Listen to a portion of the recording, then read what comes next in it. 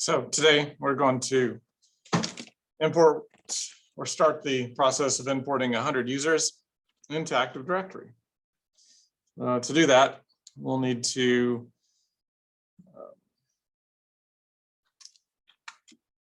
open our server 1 in enhanced session mode. That way we can copy the employee's document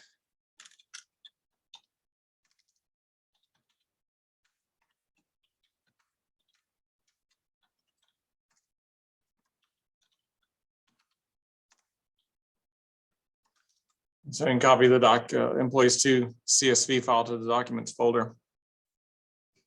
You can access it using universal naming convention.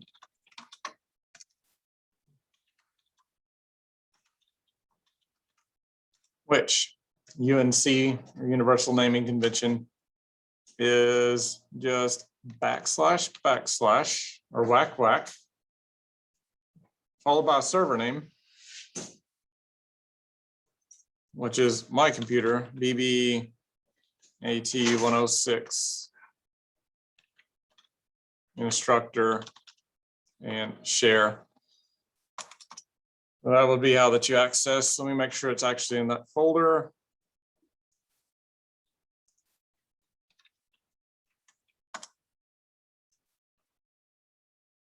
It looks like it may be under Windows. So it looks like I'd moved it under Windows. See, the universal naming convention, you can just start with the server name, hit enter, and you can double click share and double click Windows to drill down into the folders and find the employee's CSV file. That's the one you want to copy, and you want to paste that into your server 1 document folder.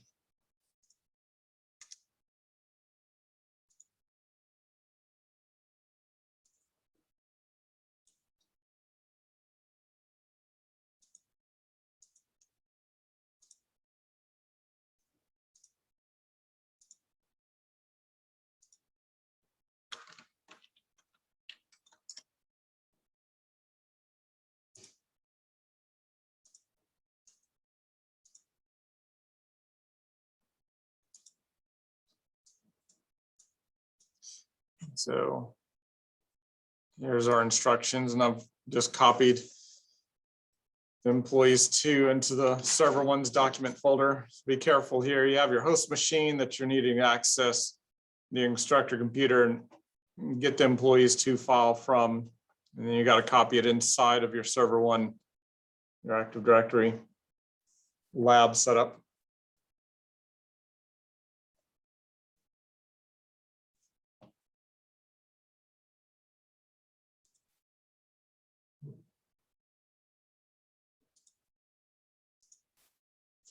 Okay, so that's everybody's got the employees copied into their server. And this file has the 100 user accounts in it that we looked at on Thursday. So there's no file designated to view it. We looked at that on Thursday. Let's go ahead and open up our Visual Studio Code and start with a new file. So a new blank document. And we'll go ahead and save it as a PowerShell document. Make sure you select PowerShell as the save type.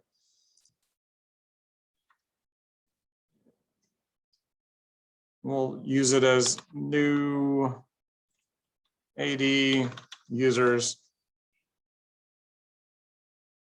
Doesn't really matter the file name, but I'm going to name my new Active Directory users here. And I'll click save.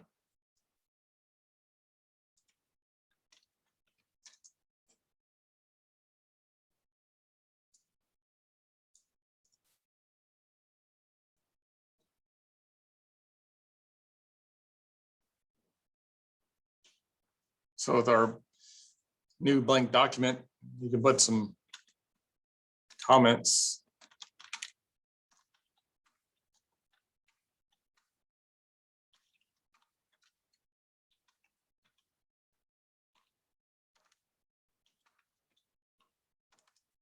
So we'll just put a comment there at the top. And this will import 100 users. You don't have to put a comment, but that's our goal, is import 1 users out of that file into Active Directory.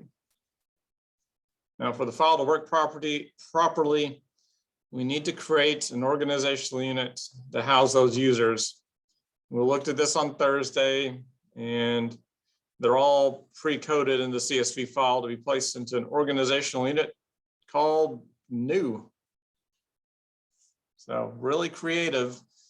Let's go ahead and launch Server Manager, and let's pre-create that new organizational unit with our Active Directory users and computers tool. It does have to be directly under contoso.com. So I'm just creating new, literally named new. So it should look like that. You should have contoso.com, and directly underneath, you should have a new. Of course, if we refresh the page, it'll put it in alphabetical order. New will end up there in the middle. But that needs to be in existence before our CSV file will be able to place the users in the proper location.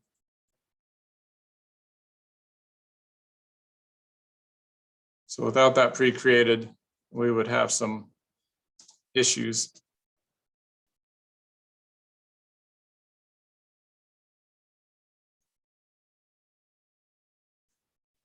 The next step is we need to figure out how to import CSV files. So if you want to import CSV Powershell, you can bring up a help document. And we see that we have a commandlet in PowerShell called simply import-CSV. As we scroll down, we can find some examples at the bottom. Here's somebody exporting. Here's somebody importing a CSV file with -path and the path location to the CSV. It looks like they're also putting it into a variable. And then give some examples how to output the CSV file to the screen. And they also give some examples if you happen to have something other than a comma separating out your values, you could add a switch onto the end of it called a delimiter and specify what is separating out the columns in that CSV file. I have seen CSV files not actually use commas to separate out the values. They use colons or pipes or something different. But a CSV file inherently is supposed to mean comma. That just doesn't mean that whoever exported that file chose to use that symbol. Maybe they're exporting paragraphs of text and commas and colons and stuff might be used. So they may have to use a pipe symbol to separate out things. So it just kind of depends on what type of data you're dealing with, and does it make sense to use commas? So let's go ahead and try that in our Visual Studio Code. Let's do our import CSV. And it said we needed the path. And we can just start typing in C:\\. If you paste anything in your documents folder, Windows has a users folder. And inside of users, they have the different accounts that you'd be logged into as. We're logged in as administrator. So choose the administrator folder. And you put it into your documents folder. You can tab complete these as you type. And as you notice, as you get to the end and hit a \, And it shows you the list of folders that are there. That way it prods you along so that you don't make typing mistakes.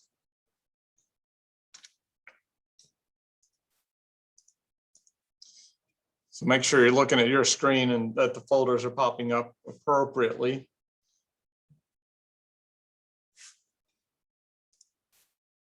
It showed us importing it into a variable.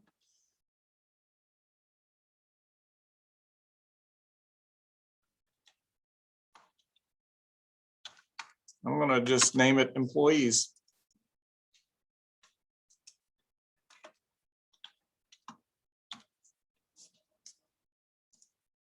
And I'll validate that the file is read into RAM and placed into the variable by just typing the variable at the bottom. That will dump the contents of the variable to the console window if we run this program. I like to take small steps when I'm coding. These small steps will make sure that at least this part is working. We studied a for each loop and things last week, and we'll need that because we have 100 things into the system. But before I jump that far, let's see if we can at least get the first part, reading the stuff into the PowerShell. So I'm going to hit a F8, highlight those 2 lines.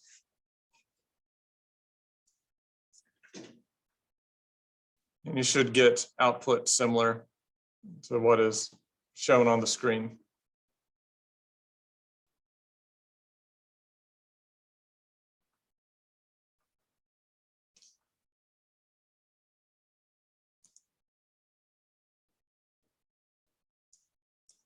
I'm going to open up a notepad window and I'm going to copy all of this information here for a single user. Oh, it's too many users.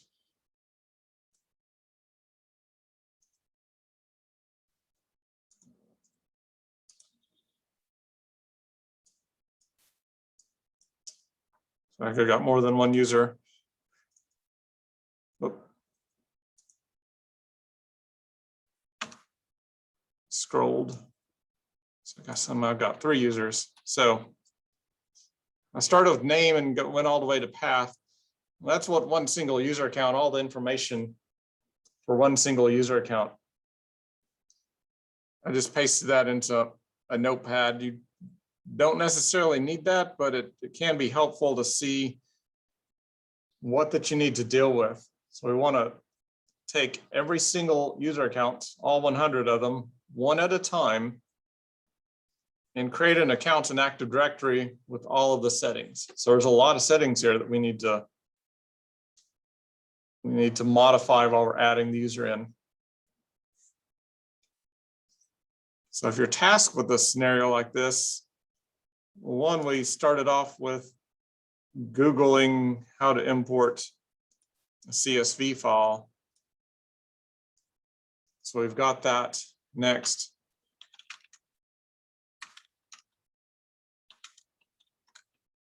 how to add user to Active Directory, PowerShell.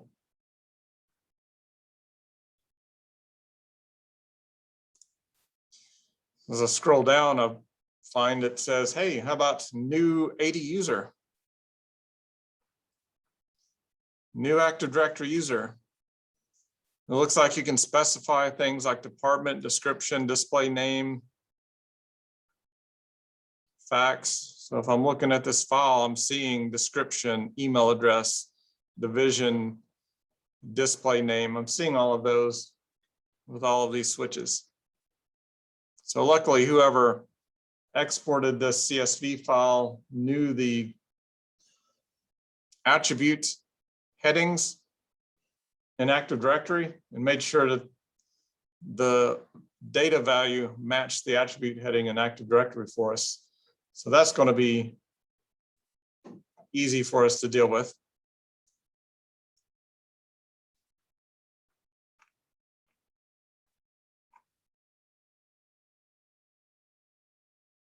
So you just start off and use dashes and with the new 80 user. let's go ahead and dive into that. We don't need this employees here anymore. I want to delete that. That was just a proof that we read in the code correctly. For each. You remember what I said that I like to use in the for each, the singular variable? Item.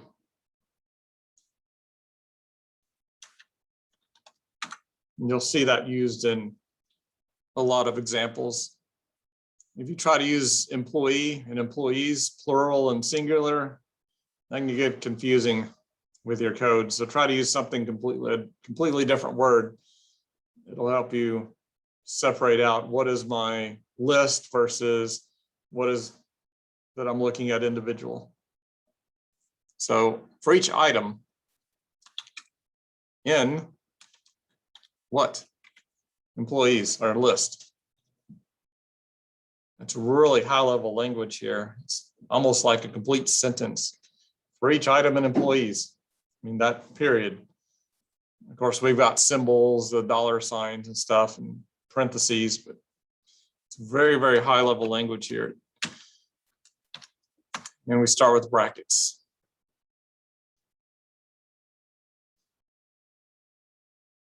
Let's see if we can just print something out to screen just to make sure it works. Again, without doing any major code yet, let's just do item.city.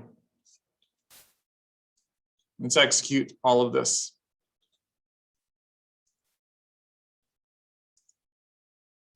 Does it print out the city? We should have 100 cities in there.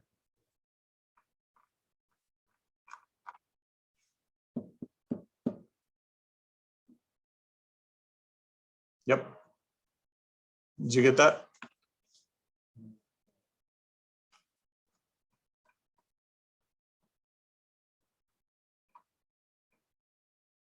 So I've not started importing anybody. I was just checking to see, did I construct my for each correctly? Is it reading in the employees?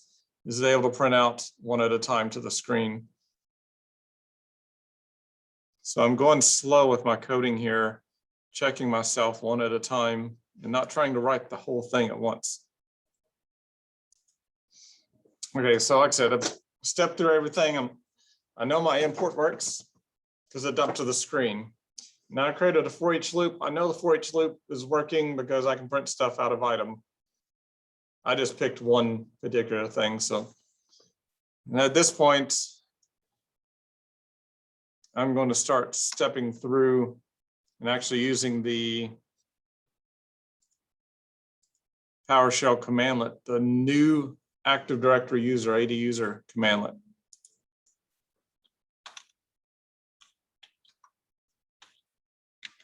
So new Active Directory user. Looking at my file here, I need a dash name, right? Dash name.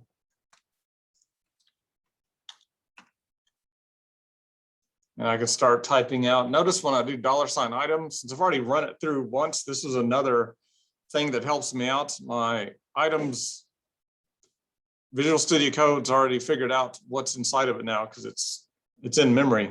It's already run once, so it knows what's inside it. It knows that name is one of the column headings, so I can use my tab complete to complete that. So multiple benefits of just displaying stuff to the screen before you actually try your code. So here's a trick that we're also going to do. I'm going to try to have this kind of lined up because if I just keep adding dashes out here, it's going to go off to the end of my screen and start scrolling to the right. And that's going to be obnoxious to look at. But if I hit return and like tab over, it's going to see that as a new command, a new line. It's going to throw a fit. So I've got to figure out what do I do. And luckily, PowerShell has a continue command on next line symbol that allows you to make things in a big, long single command into a column that's visually easier to spot errors and stuff with. So your keyboard has a tilde character, and right under the tilde character is the backward apostrophe. So left of your one key up there is your backwards apostrophe. And that is the continue on next line character. So now I can come down here and I can kind of tab and space over. If I put a dash, it's still reading that. There should be a dash display name. And there is, as I start typing display, it's prompting me in the drop down that, hey, yeah, we'll do display name. So there's a $sign item, not display name too. Watch what happens if I don't put the backward tick mark. If I was to hit enter and put a dash, and I start looking for the, so I've done display name, I've done given, so now I'm down here at given name. Notice if I start typing given name, it says, well, I don't know what you're talking about. That's because I didn't put the backward tick mark to say, hey, continue the new 80 user commandlet. So I do have to come back up here, put the backward tick mark. Now when I put the dash and start typing given name, it says, yeah, there's a switch for that.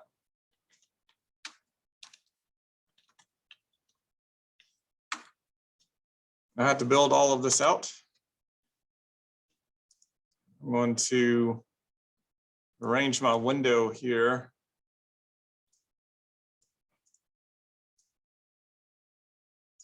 So that I can see my notepad. I'm going to go ahead and put a star by each one. Surname.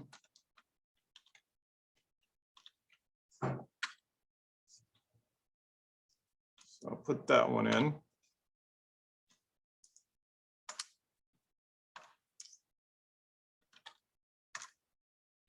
SAM account name. I'm using my tab complete to speed things along.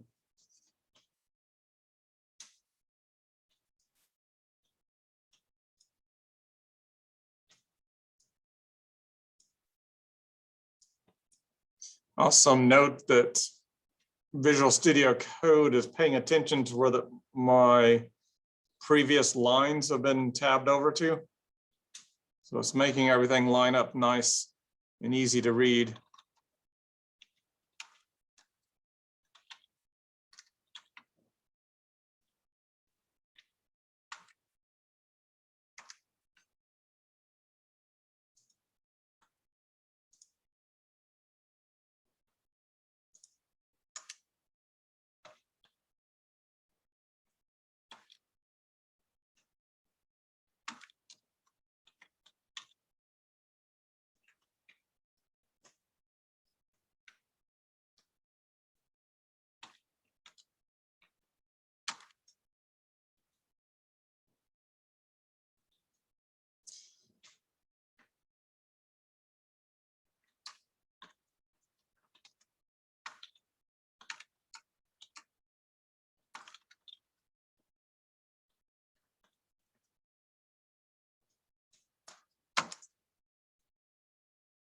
I got to enable right here. I just know from experience that it does not work like the others. It will fail. If you want to go ahead and see it fail, it's kind of hard to see it fail because every user account will be disabled. You can go and do a $sign item. But let's go ahead and watch it fail. So I go ahead and type it in like everything else, but that's not going to work.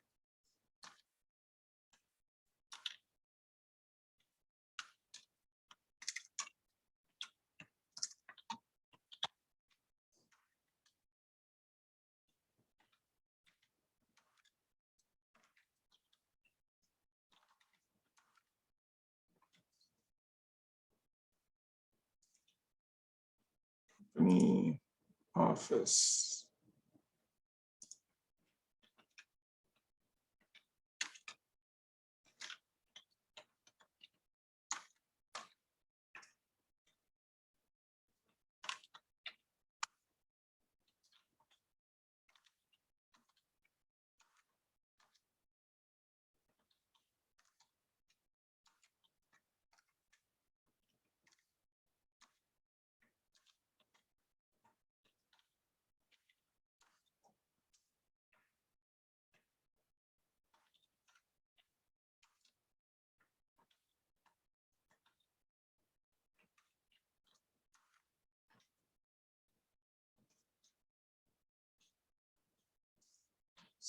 Making sure department, division, organization, office phone.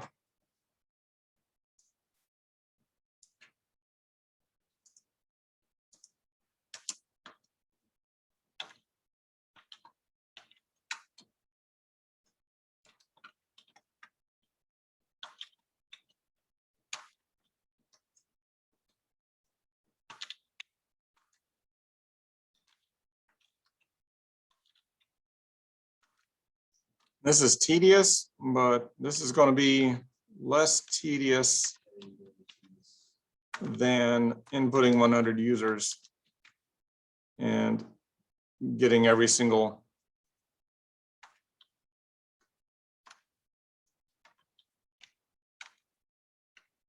data value correct without typos.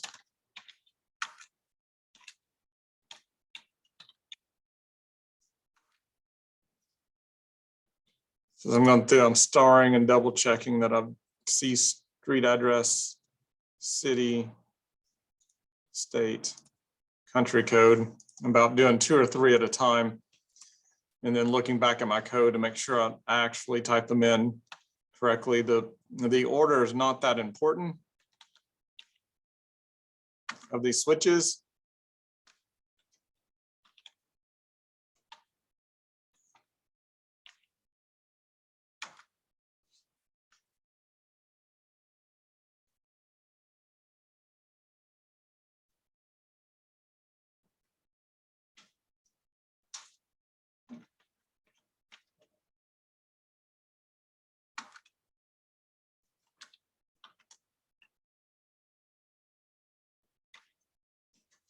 And there is one note.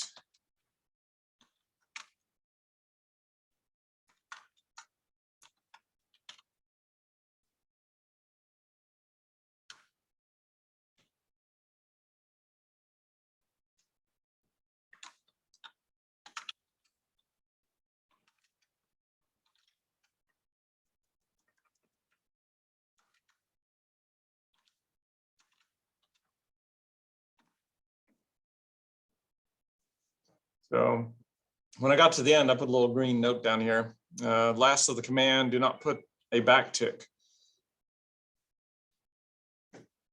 Once you get to the end, that's the last part, is this path.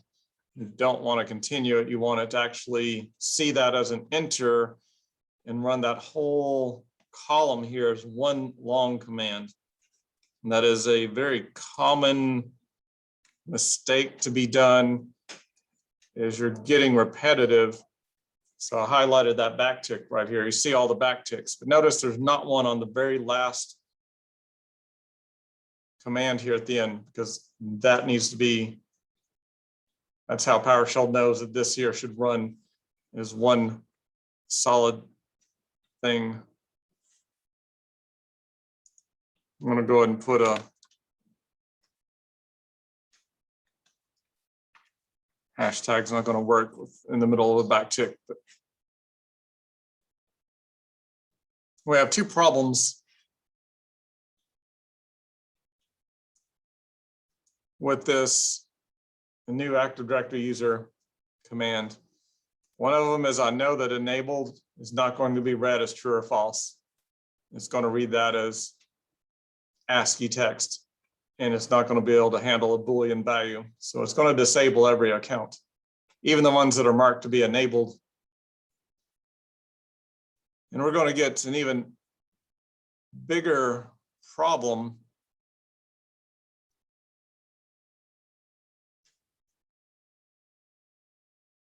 when we reach the account password. Did I miss putting the account password in? I was gonna say, I think you're like number list. I think you're missing like 2. Name, display name, given name, surname, SAM account name, user principal name, employee ID. So I missed, I don't know why I started those off. Somehow I missed those 2. So going back through and redoing everything. Well, you're not doing everything, but just double checking.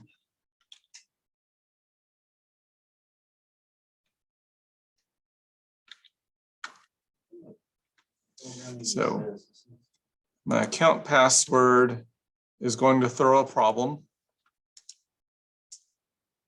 And description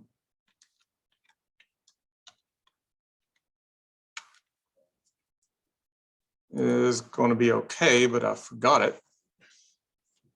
So here I'm using, go down, so description, email address.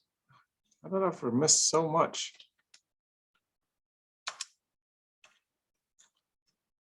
Email address.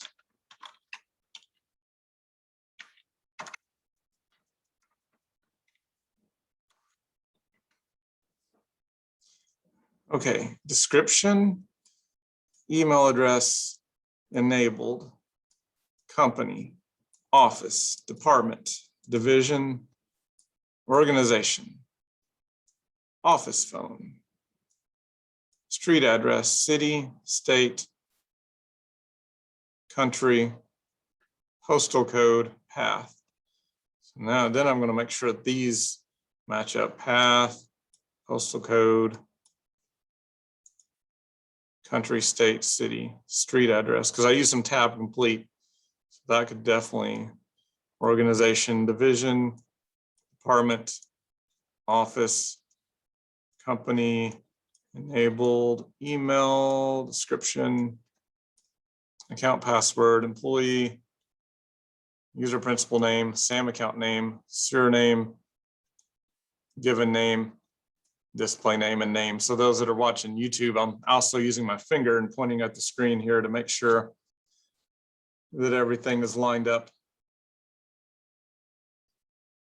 Well, I shouldn't say line, like display name matches display name, that we're actually getting the right value to the right switch for the command. Go ahead and take a little bit and verify all of your code. Make sure you got everything in there, but I will tell you, before we even get to this problem right here, we're going to throw another problem on account password. The new Active Directory user command does not accept plain text passwords. So it's going to throw a lot of red on our screen when we execute it. I want you to go ahead and see the problem. And if you've got your code, you can go and highlight everything and hit F8 to run the code and look at the red error output. I'm just going to do a Control A and F8, and you'll have 100 errors.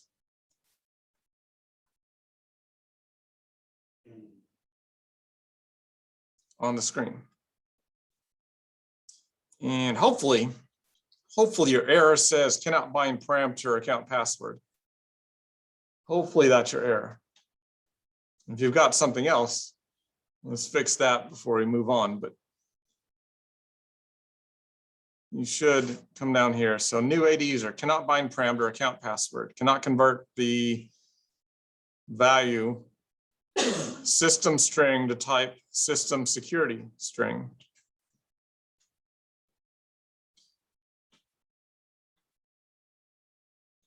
You could Google that error. PowerShell, system.string to type system.security string. And you would probably find some Stack Overflow examples. PowerShell.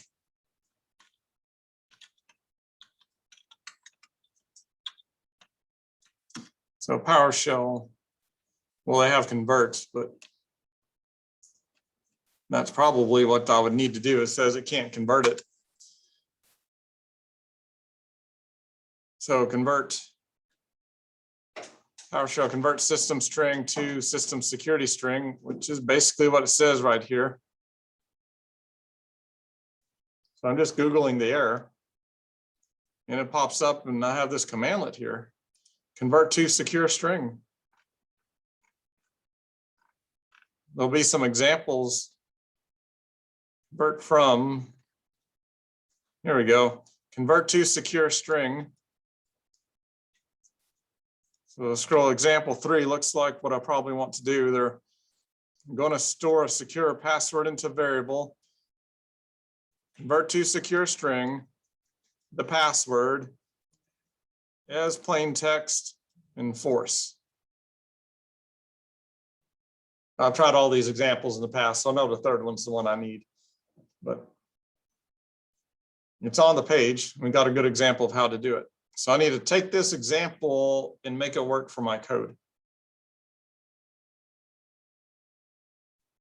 It looks like you need to store a converted plain text into a new variable that's housing the encrypted form of that. And that's what we need to do in our scenario up here. So let's come up here. Before we run the command, let's go ahead and do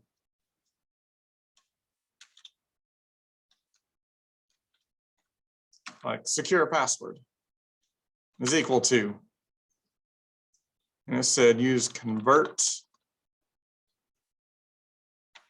to secure string, right? That's what it said as the example.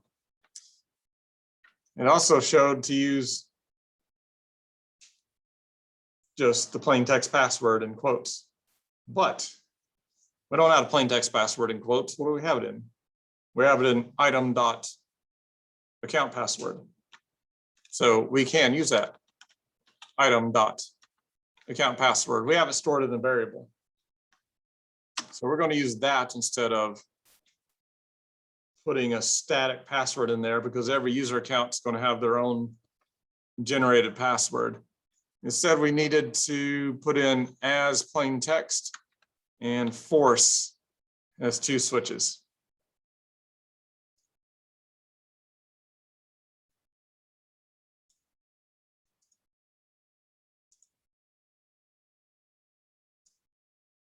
So there's the line. I got a warning. It's telling me that I've not used secure password anywhere. Where do I need to use secure password at?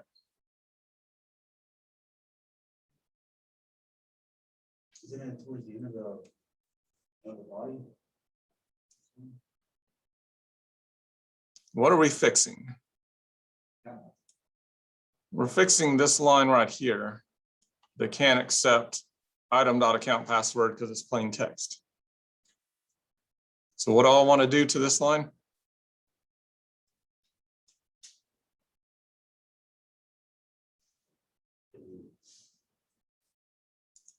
How do I fix it? How do I fix this underlying saying I'm not using this anywhere?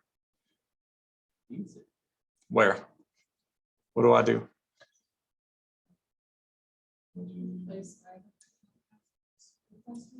So replace this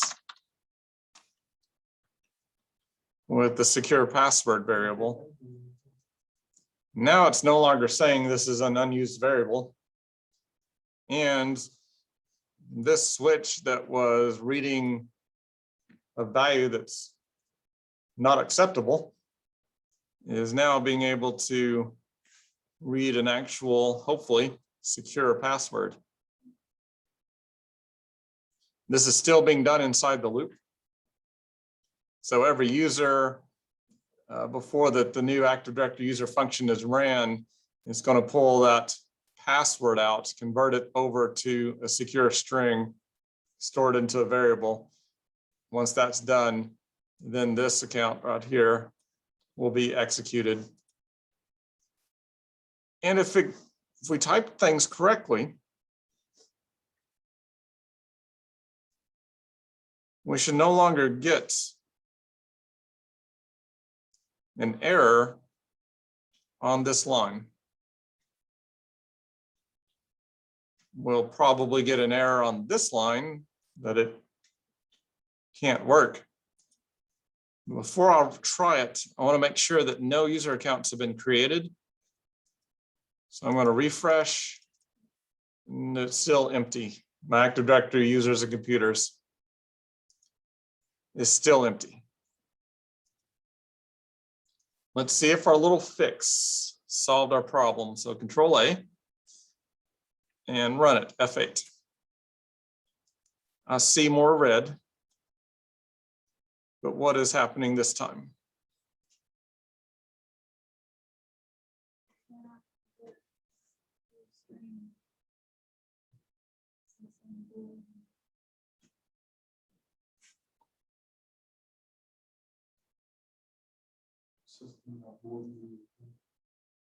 So system string can't be converted to Boolean.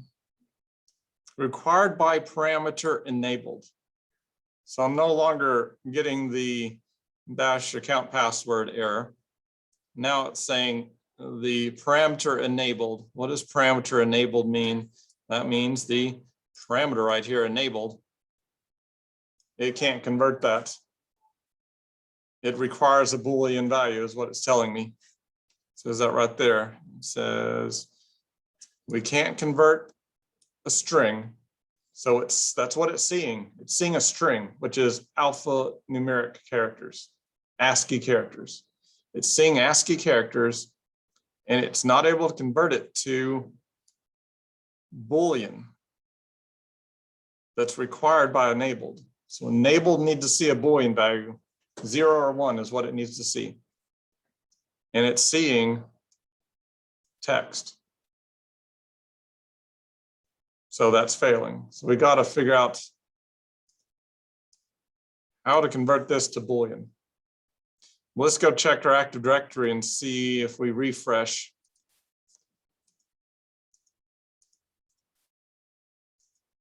Actually, I thought it would have put the users in there.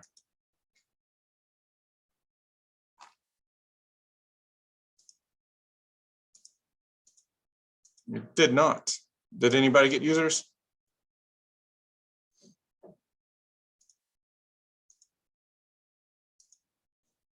Okay.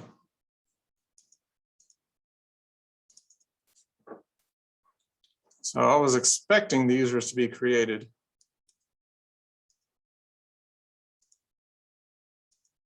And then just all be disabled. However, this is a newer version of Windows Server and a newer version of, well, yeah, just the newer version of Windows Server. So apparently this is operating slightly different than it has on older versions of Server like 2016 and 2012. They would go ahead and create the accounts. They would just make them all disabled. So 2019, with the current patches, it looks like it is just failing and not entering the users at all. I think that's probably better. Maybe it's different. It's different than what I've seen before. How do we convert, like, whoops, I did not mean to do that.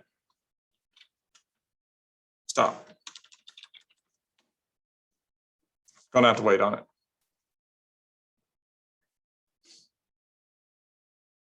Okay.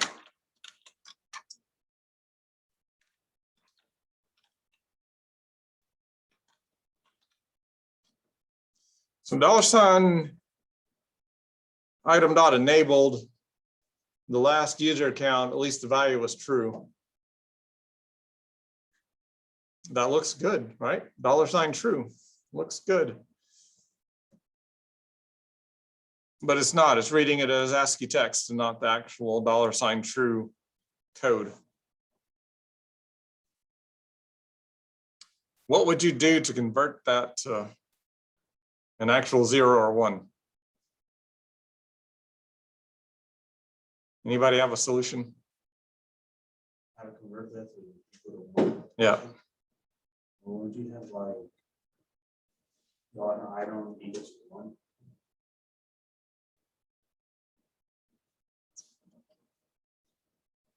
We could do that. You can't be in, you can't be in. But what if it's $ false? You need that set to 0. So how do you make that determination? If you need a set of 1 or a 0?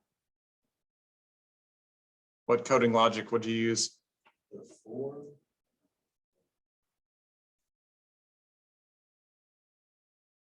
What's the decision-making code? Else. If else. Correct. I didn't understand. So correct. And if else would help us. If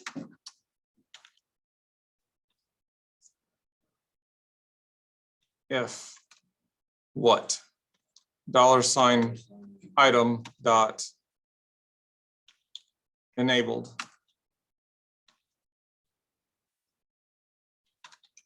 Like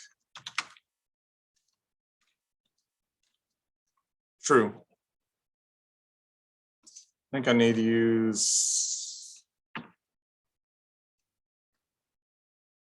single quotes. ASCII text is always colorized in red.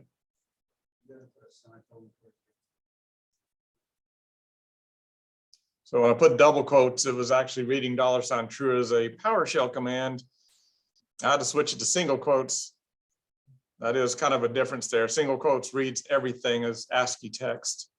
Double quotes will pick up on certain key ASCII symbols like $ and go, hey, this is a PowerShell command. I need to read it as a PowerShell variable. I changed that over to single quotes. So if $item.enabled shows up as true, what do I need to do?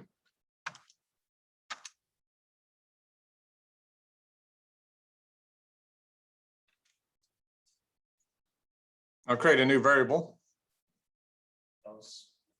Let's do a new variable and let's name it $ENA equals to 1. I can force it to be Boolean by go ahead and putting it there, Boolean. Make sure you don't read the number 1 there as anything other than a Boolean value.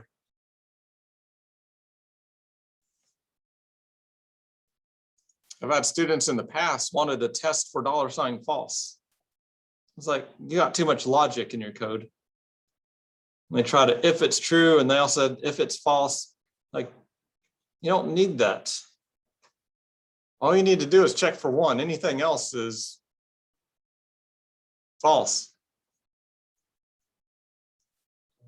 So I don't need to check for false. I just needed to check for the true text. Anything else that would possibly be in the database, even a typo, I'd want to err on the side of safety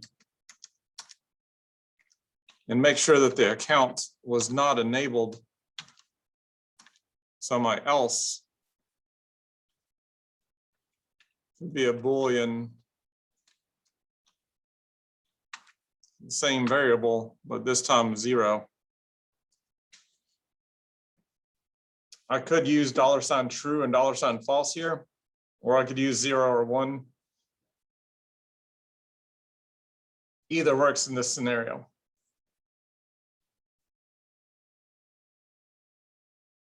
So if the contents of the item.enabled field has ASCII text of $TRUE in that field, we're going to set a variable called ENA to a Boolean value of 1 or true. Anything else that's not $true, we're going to set it to false.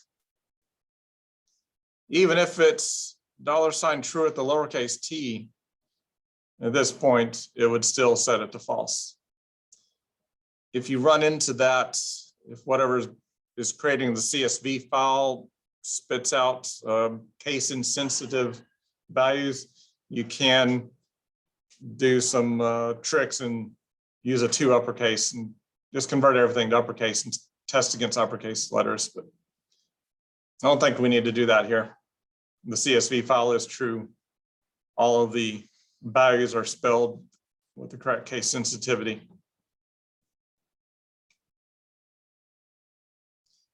What do I need to do with this enabled here? ENA.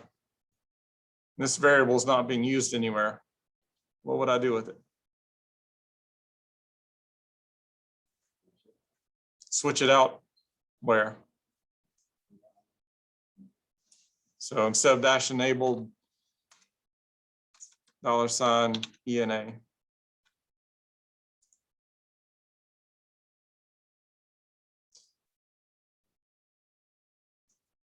I didn't have to use the Boolean here, but I just wanted to make sure that if for some reason I would have an error if these values weren't being thrown in, it would say, hey, you're sending something that's not Boolean into enabled. So I'd know my mistake would be up here at 8 or 10.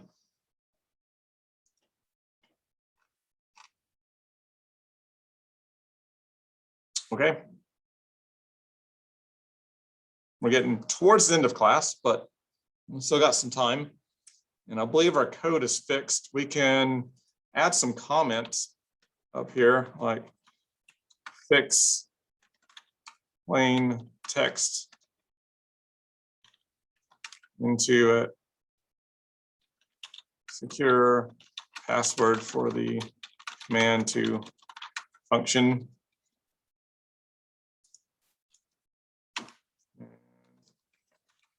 Fix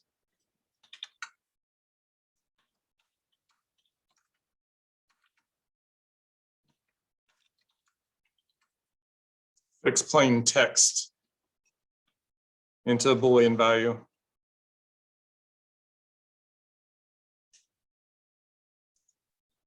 So then comment up your code.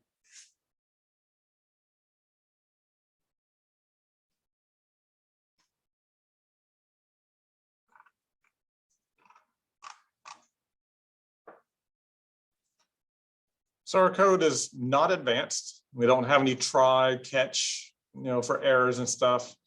There's some other things. What if somebody tries to run this code 5, 10 times and users are already existing? So we probably haven't thought chess and thought 3 or 4 moves ahead of what we're doing right now, but we'd have some basic code. It should work at this point. Notice you always say should, never speak in absolute. This code will work this time. Don't say that. It's kind of like doctors. They won't ever say, yeah, you'll be cured. You're in good hands.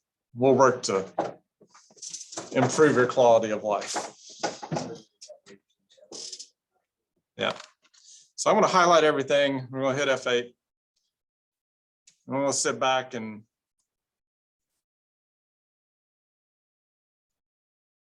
I got a command prompt.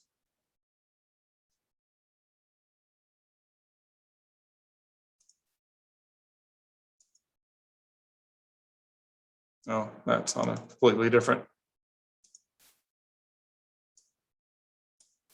I think it ran. Kind of looks like the code displayed to the screen. So now I'll check Active Directory. I don't see users yet, but that's because I've not refreshed.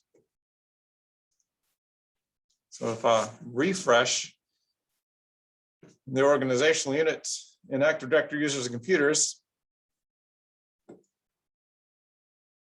should have 100 user accounts in the list. And as I scroll down and get to the E's and F's, I see Alberta Cowles has a down arrow against her. I see Fabe Greenstock has a down arrow. These down here have down arrows. If I was to examine the CSV file, I would notice that the enabled field is set to false on them.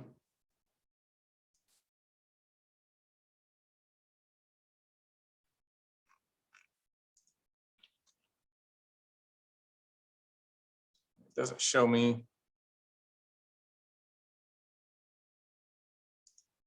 how many I highlighted, but yes, there's 100 user accounts. Did you end up with 100 user accounts after you click the refresh button? Oh, damn. They're all down. So if they're all negative, something happened with your Boolean logic. Let's troubleshoot. It is good to have. I still got error. So let's check out your code. So yours are all down. You have $sign item.enabled like true. So the actual text is $sign true in the CSV file. That's why, because there wasn't a field that just had true by itself in there. That's why they were all down. So that was easy to troubleshoot. Now you have to go to your Active Directory and highlight all the users. Just do a Control-A on them. And you can just delete.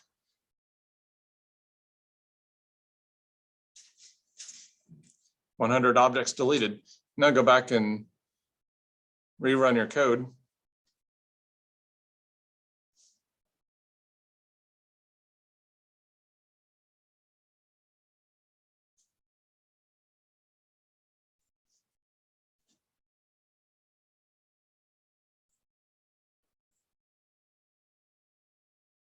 And now the ones that are disabled, and the ones that are supposed to be enabled are enabled.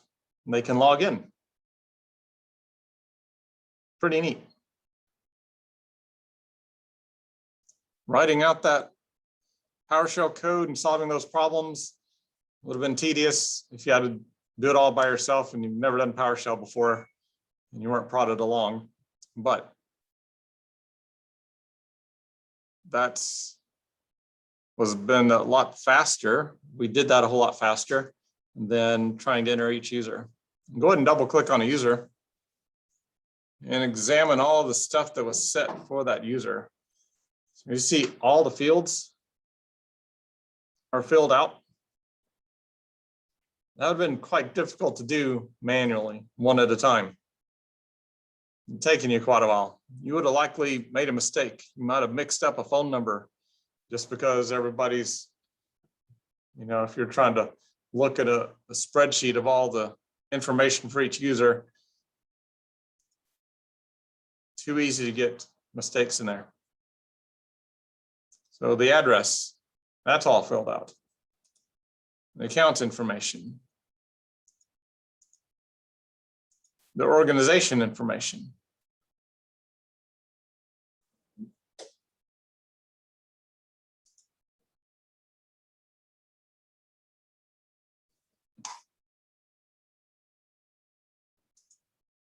So yes, that's a little bit of work. And we had some snafus in there that would have taken like the secure password and figuring out the Boolean issue. That may have taken you up to a week or so to figure that out. Reading blogs and sleeping, talking to other people, like, what do I do? Took me a while. I tried to figure out how to convert $true as ASCII text over into the actual $true Boolean. Trying to use different type of commandlets to convert that. Like I converted to secure string. I try to convert string to Boolean. It worked and worked and worked and worked. Like, wait a second, you can just use an if. If you see this word says something to 1, otherwise set it to 0. So like, oh, that's so much better than trying to convert something. Like, well, don't convert it, just look at it. And if it's a certain value, create your own value. We created our own value down here. It's like, let's create our own true. So much simpler.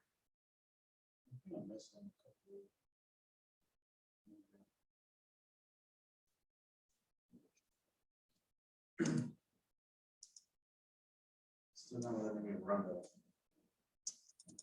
Let's see what we got in red.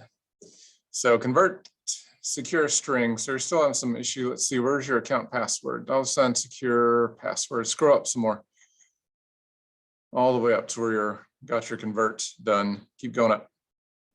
Okay, so secure password equals convert to secure string.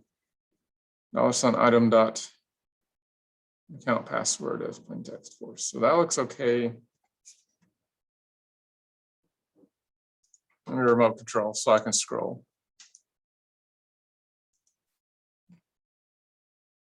Secure password.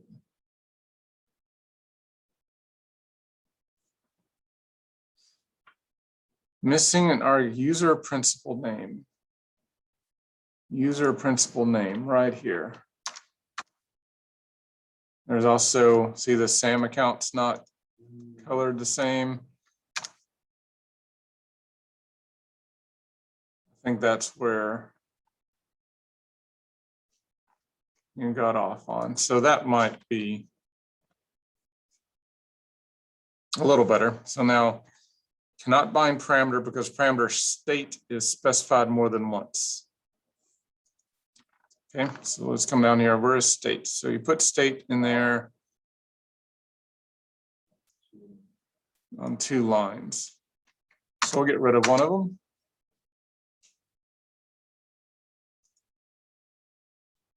And one more time. So now we have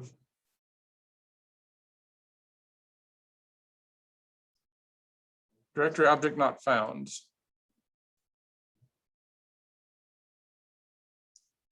Directory object not found normally means the new organizational unit's not been created, and I don't see the new organizational unit. So new, I could not find a place to put them. Make sure it didn't try to throw them somewhere else. No, okay, so that directory object is now in there.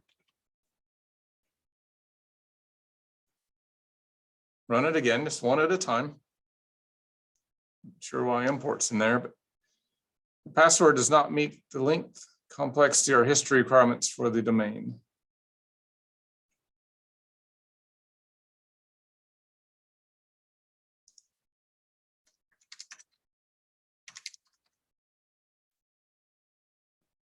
Is that what they all say? Password does not meet the length, complexity, or history requirements. So what is going on? Secure account password. It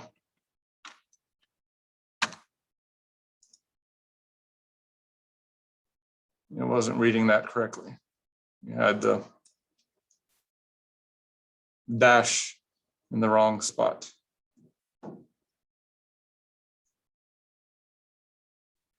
This seems to be colored differently.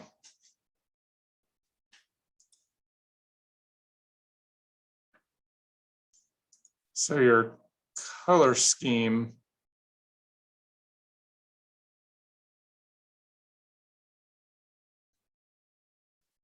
That's mine. Look at.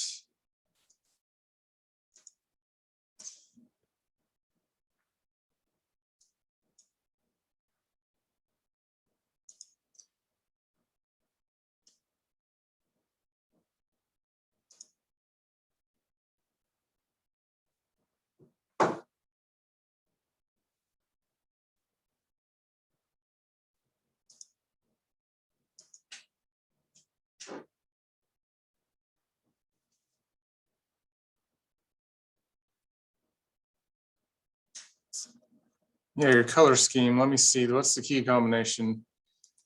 Your color scheme is off.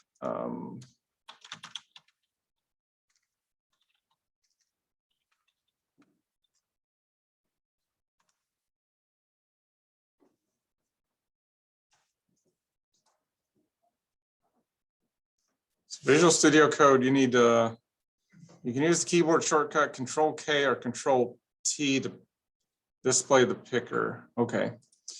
So let's do Control K, Control T. There we go.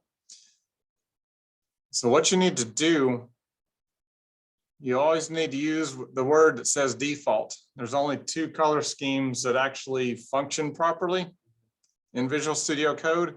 The other color schemes have their own locked in coloring and they don't recognize the actual language that you're typing it in. So default will keep the color scheme of the actual coding language that you're in. So you can more easily recognize variable names from the attributes and stuff. So there's light mode and then there's also dark mode. So that was control. Whoa.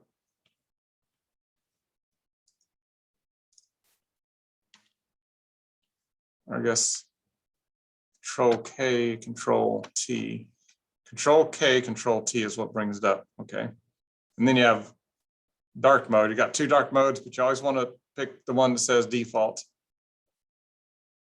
So whichever one that you like better. Do you like dark mode or light mode better? I like dark mode. I can see that better. It's harder to see on the projector. According to my prior classes, they always told me to present it in light mode on the projector, but students normally kept it in dark mode. But this here is a lot easier to see anything that looks colored off. So everything looks like it's colored better than it was in the past. Oops.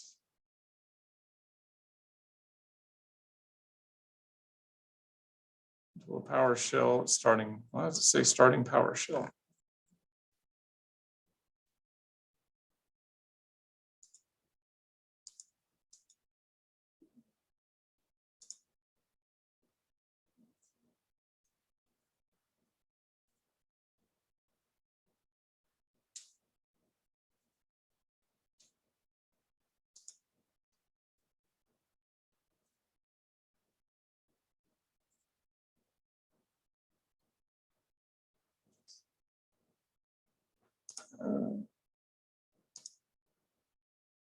I'm going to save your file.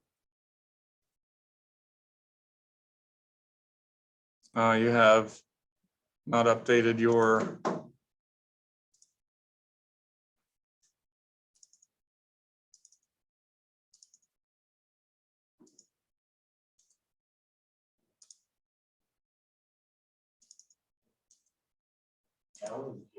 yeah. So that was in the long spot. So I accidentally closed that all the way out and bring this back up.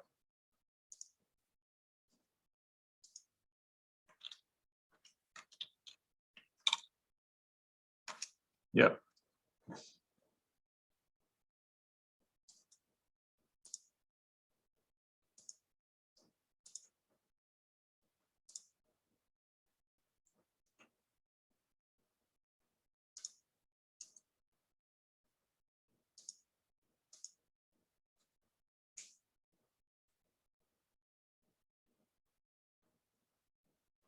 It should work better now. Okay, so we're going to run F8. Oh, No red showing up. Oh, now we got red. Account already exists. Apparently some of your accounts must have got pre-created. Let's try this again. Delete all 100 objects. One more time, F8.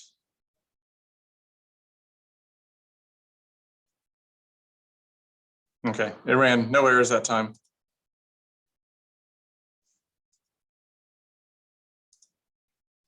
All your accounts are there, the disabled ones are there, and enabled ones.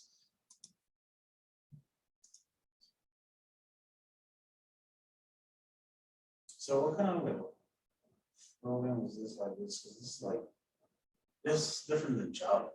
Yep, it's a script. Script. Script automate commands. It's basically automation of tasks that you would do in Windows that would take too long to do by hand by a graphical interface. So this is what's called automation, administration automation. It's really big. Python and PowerShell are two scripting languages that IT firms use.